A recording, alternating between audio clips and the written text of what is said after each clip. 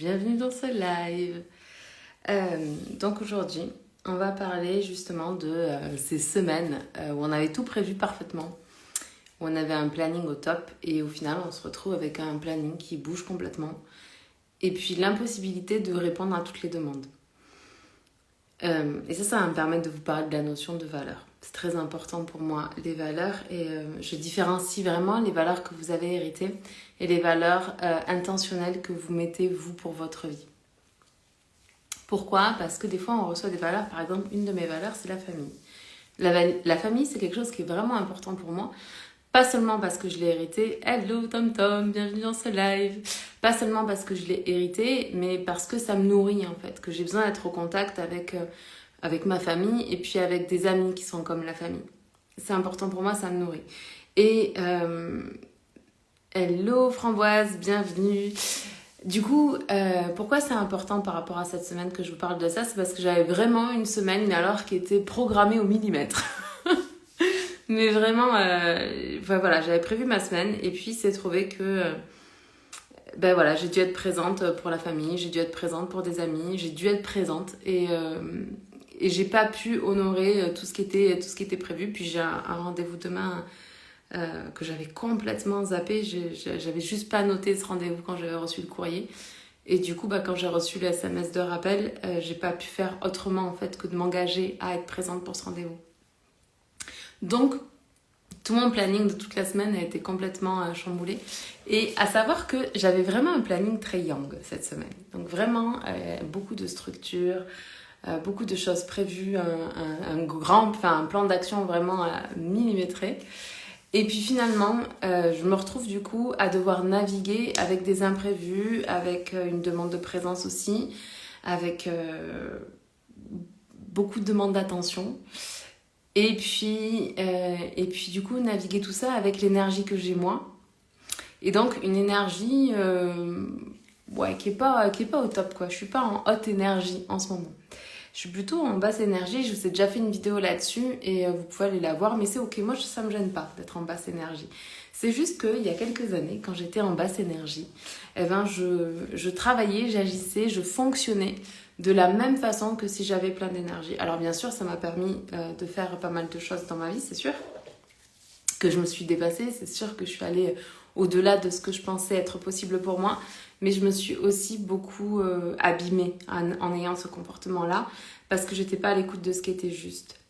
Et du coup, comme j'étais vraiment dans cette énergie yang, du coup, j'étais dans le passage à l'action. J'étais dans la productivité, dans le fait de faire tout ce qu'il y avait écrit sur mon plan d'action, même s'il y avait des choses qui se rajoutaient ou des demandes liées à la famille qui s'immisçaient dans mon emploi du temps.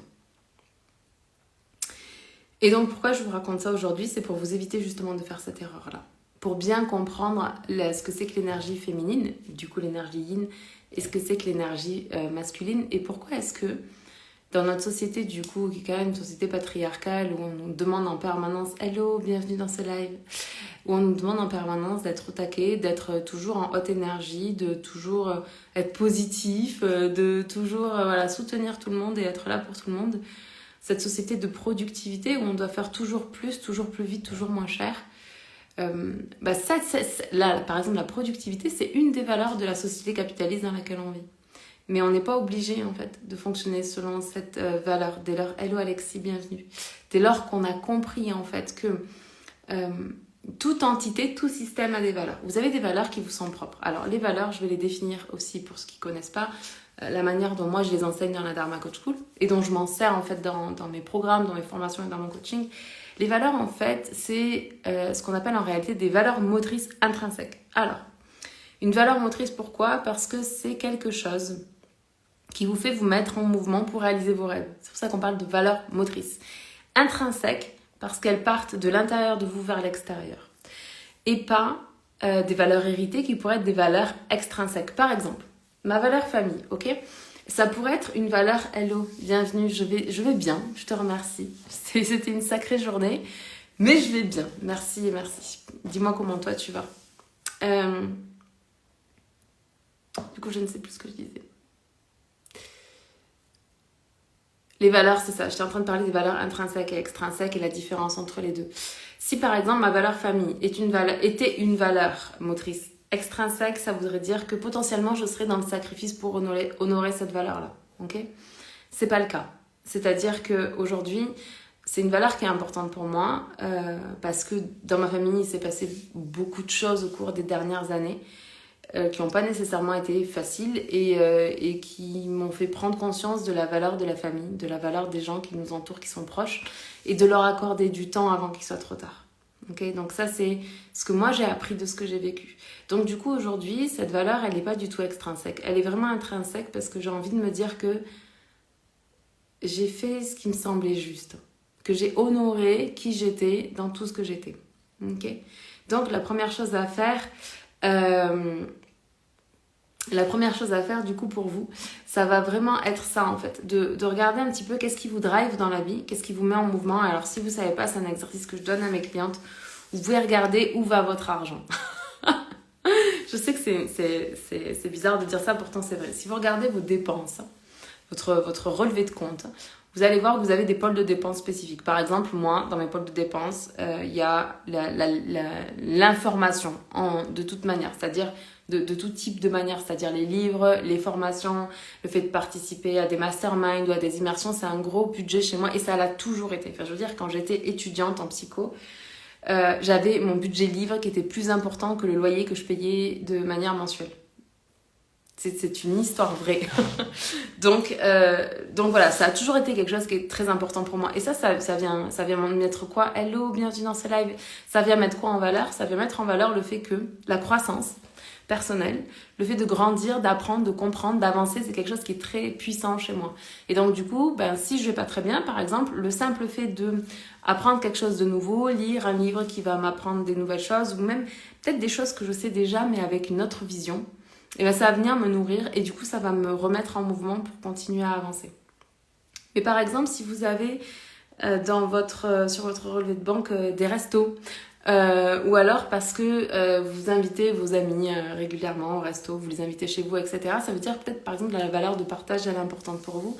Et dans ce cas-là, quand vous n'avez pas super le moral, quand vous êtes fatigué ou autre, eh bien, inviter des gens chez vous, ça va vous ressourcer. Mais ça va pas ressourcer tout le monde. Il y a des gens que ça va nourrir d'inviter des gens chez eux, de préparer. Genre, ce week-end, j'étais chez des amis que j'aime énormément. Et eux, ils accueillent tout le temps du monde chez eux. C'est à se demander s'ils ont le temps d'avoir du temps pour eux, pour leur couple et pour leur vie perso, parce qu'ils ont vraiment tout le temps du monde chez eux. Hello Mathieu, bienvenue dans ce live, comment tu vas ? Donc voilà. Donc si pour vous, par exemple, le fait de partager, c'est quelque chose qui vous nourrit, alors n'hésitez pas à inviter des gens. Maintenant, si pour vous, ce qui vous recharge, c'est de lire un livre en buvant un thé, c'est aussi une très très bonne idée.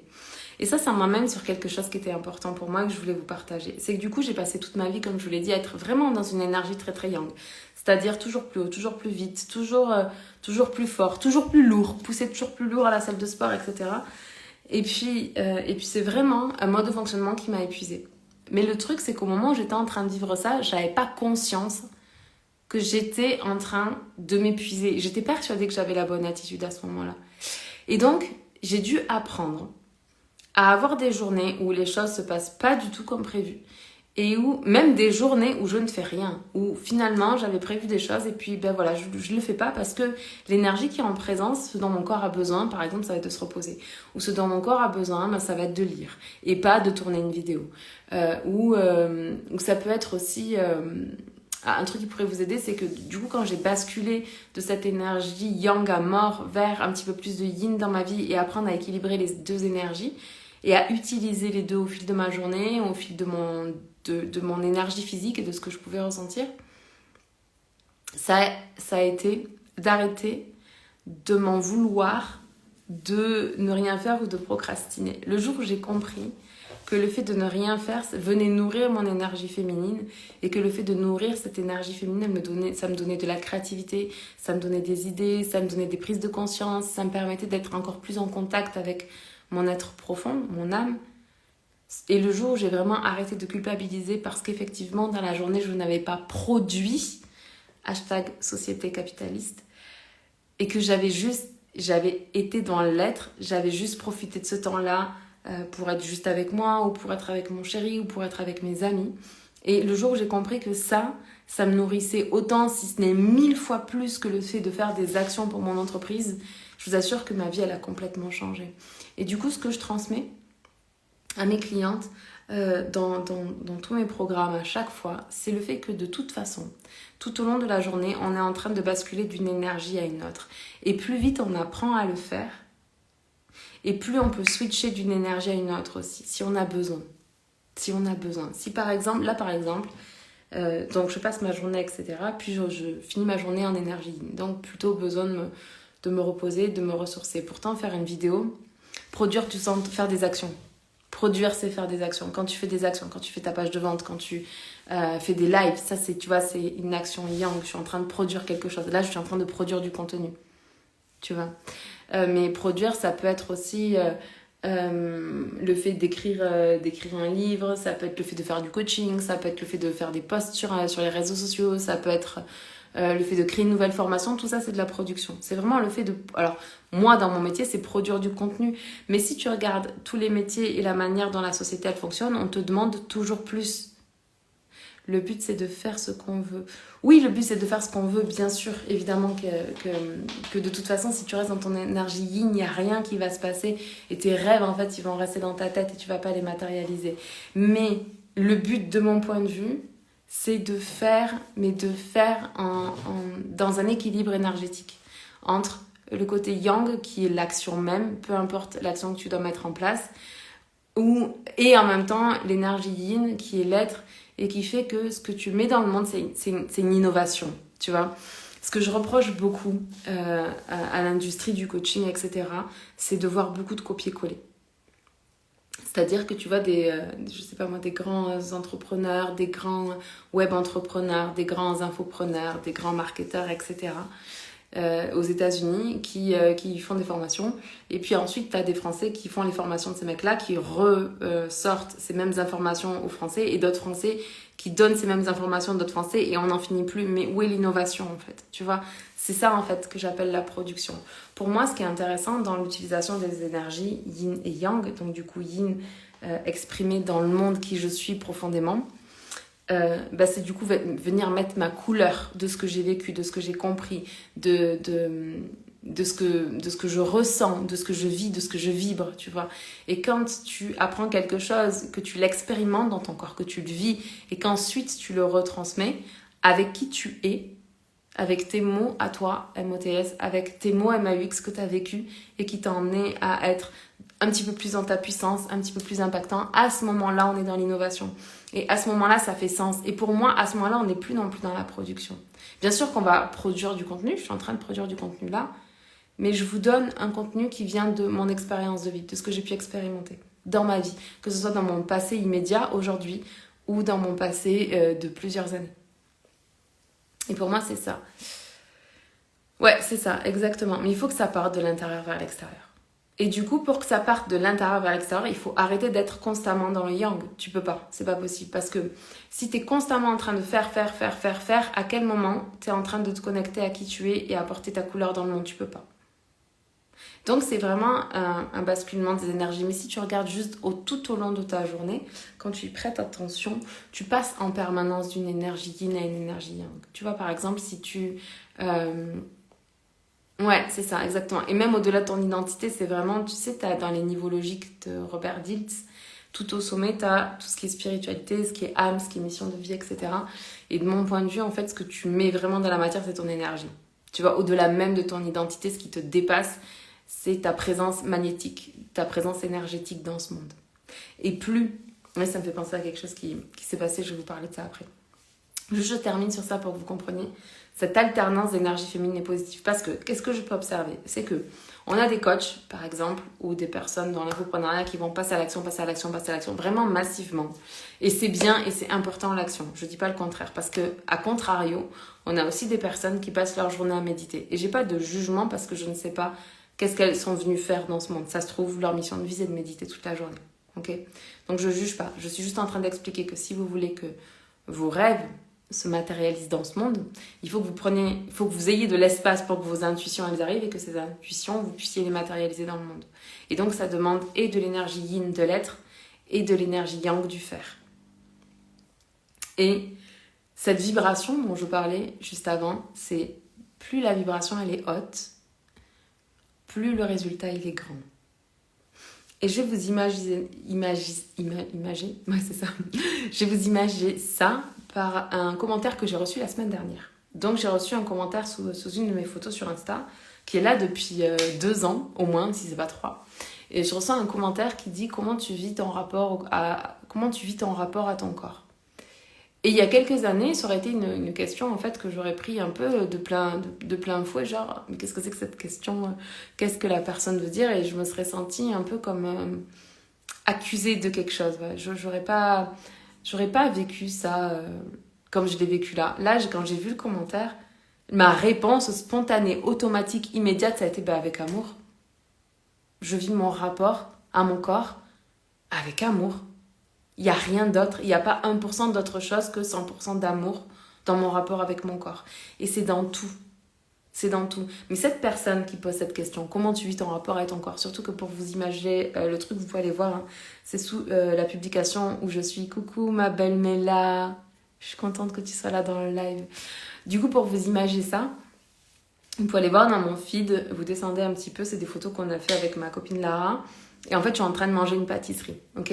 Et le moment, en fait, le moment qui est capturé par l'image, c'est le moment où je croque dans ma pâtisserie, où je me retrouve avec de la chantilly sur le bout du nez. Et en fait, on a tellement rigolé à ce moment-là avec Lara, parce qu'elle m'a dit juste propre. Parce que Lara, elle a l'art de dire un mot qui a toute une signification, ok ? Et donc, on a tellement rigolé sur cet instant qu'elle a pris une photo pour immortaliser ça. Et c'était tellement un bon moment que je l'ai partagé. Mais quand vous voyez cette photo, vous ne voyez que cet instant-là. Vous ne pouvez pas vous imaginer en fait qu'est-ce qu'on avait fait cette journée-là, qu'est-ce qu'on était en train de traverser, Lara et moi, dans nos vies à ce moment-là. Juste la personne voit cette photo et met un commentaire, comment est-ce que tu vis ton rapport à ton corps ? Et on sent bien en fait que dans le commentaire, ça fait pas de sens en fait de poser cette question sous cette photo-là. Mais bref, donc voilà.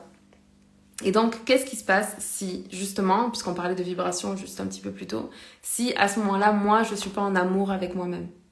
Si à ce moment-là, je vis des tensions dans mon rapport à mon corps. S'il y a des parties de moi que j'aime pas parce que je trouve que je suis pas parfaite. Parce que ça, c'est un travail que j'ai vraiment dû faire dans ma vie. C'est accepter que je n'étais pas parfaite, que je ne le serai jamais. Et que c'était même pas le but d'une vie. Et que, encore pire que ça, c'était que j'étais absolument parfaite telle que j'étais. Parce que je suis le matériau de ma propre réalisation. Donc, toutes mes parts de manque, c'est des endroits sur lesquels mon but de cette incarnation, c'est de venir mettre de la lumière dessus. Et tous mes défauts, c'est des qualités sur lesquelles j'ai pas encore mis de la lumière. C'est des qualités que je n'ai pas reconnues en tant que qualité parce que si vous voulez, je vous ai déjà donné cet exercice-là, mais vous pouvez le faire là si vous avez des difficultés avec votre image de vous-même, avec votre amour de vous-même, avec votre confiance en vous-même, votre estime de vous-même au sens large.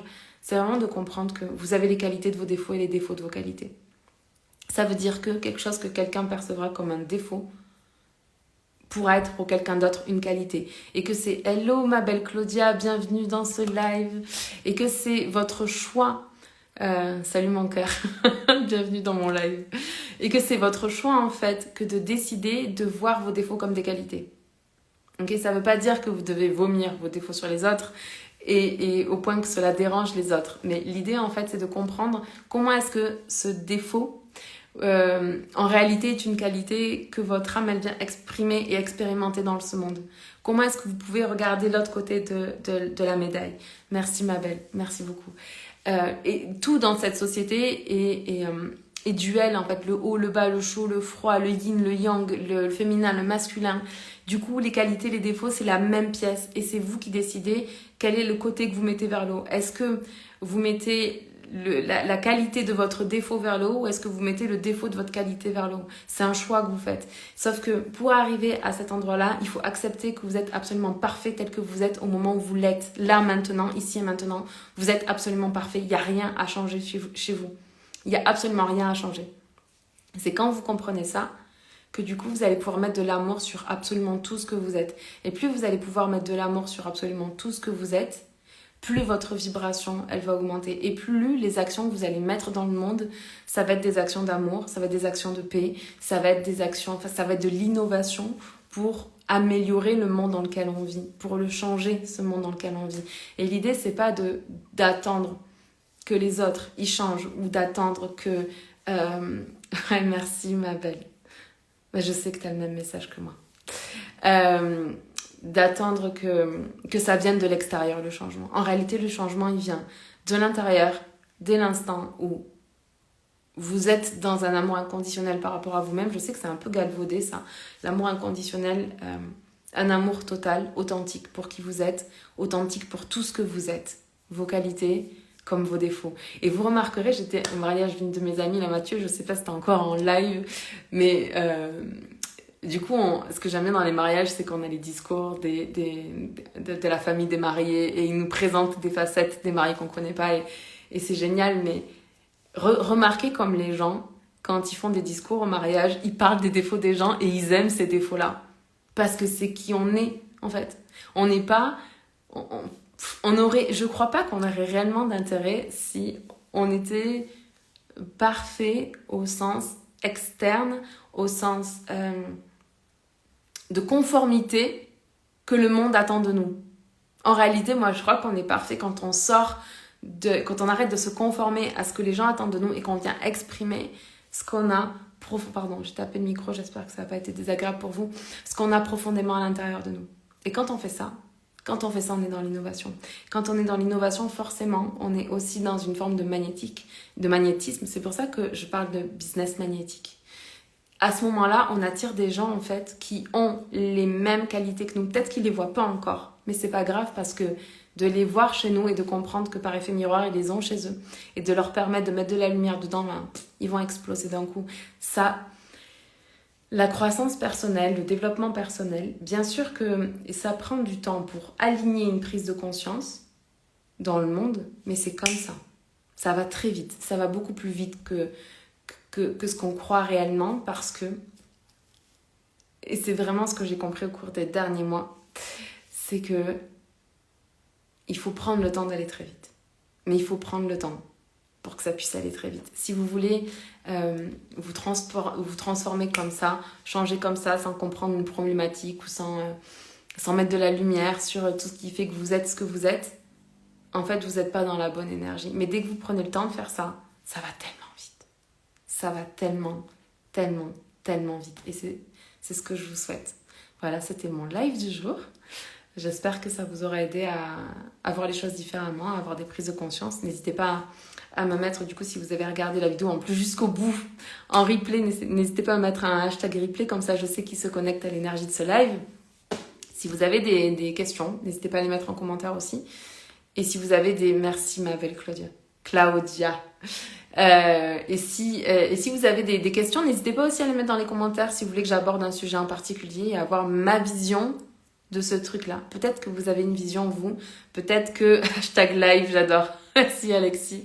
Peut-être que vous avez une vision de quelque chose ou qu'on vous a transmis une vision, que ce soit vos parents, que ce soit votre mentor, votre coach, et que vous voulez en fait ma vision du truc, et bien ça sera avec plaisir aussi que je vous la partagerai. Je vous fais des gros bisous. Je vous embrasse de tout mon cœur, de toute mon âme, de toutes mes forces. On se voit demain. Ciao.